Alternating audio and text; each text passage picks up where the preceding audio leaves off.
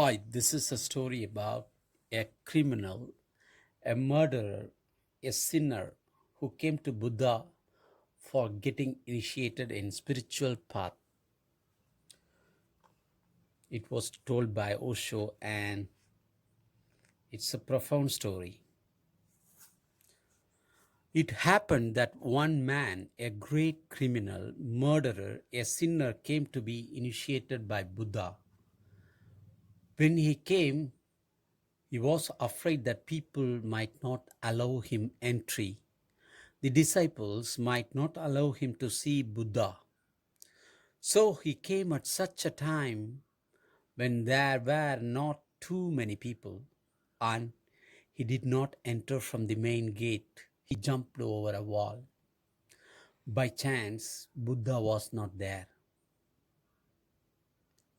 He had gone begging, and the man was caught.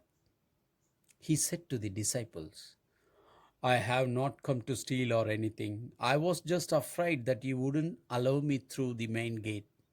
Everybody knows me. I'm a well known figure around here. I am the most hated and feared person around here. Everybody knows me. So I was afraid you might not allow me. You might not believe that I want to become a disciple. So they took the man to one of Buddha's great disciples, Sariputra, who was an astrologer too and had a telepathic capacity to read people's past lives. They asked Sariputra, look into this man. We know that in this life he is a murderer, a sinner, a thief, and he has done all kinds of things. But maybe he has earned some virtue in his past lives. Maybe that's why he wants to become a sannyasin. Just look into his past lives. Sariputra looked into his 80,000 past lives.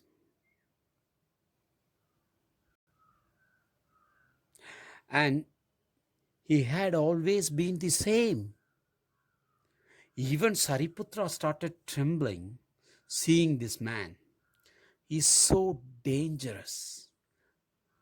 80,000 times a murderer, a criminal, always a sinner. He is an established sinner.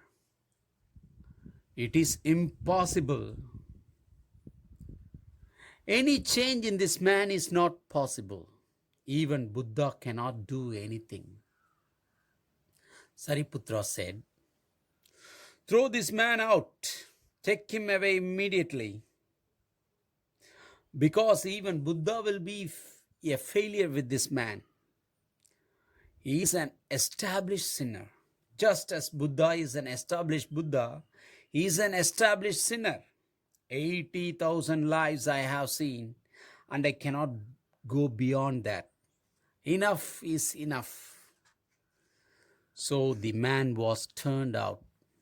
He felt so hurt that there was no chance for him. Alive, he could not be around Buddha. So he wanted to commit suicide.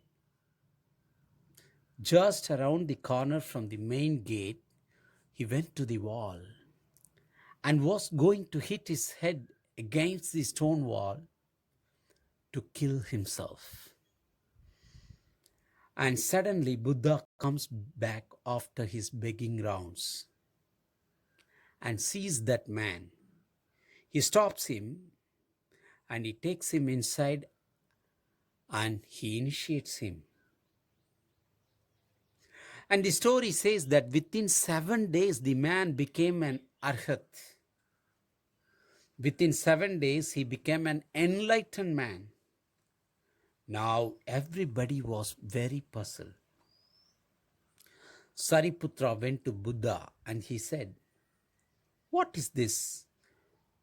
Is all my clairvoyance, all my astrology just nonsense? I look, I looked into this man's 80,000 lives.